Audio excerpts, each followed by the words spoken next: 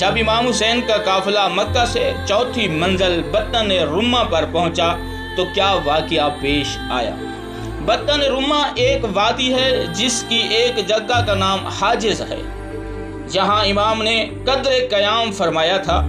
اسی مقام سے امام حسین علیہ السلام نے قیس بن مسیح بروایت عبداللہ بن یکتر کے ہاتھ اہل کوفہ کے نام ایک خط لکھوا بھیجا تھا، جس میں لکھا ہوا تھا، جس کا خلاصہ اور مطلب یہ تھا کہ یہ حسین ابن علی کا مکتوب ہے، اپنے دینی بھائیوں کے نام حمد الہی اور سلام ہے، اور سلام کے بعد مسلم بن عقیل کے خط سے مجھے معلوم ہوا ہے تمہارے حالات درست ہیں، تمہارے درمیان ہماری نصرت اور طلب حق میں اتفاق رائے پایا جاتا ہے۔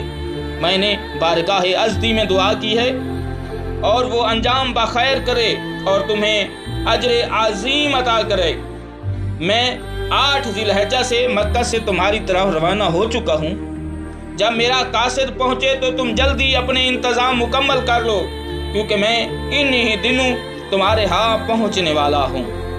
السلام علیکم۔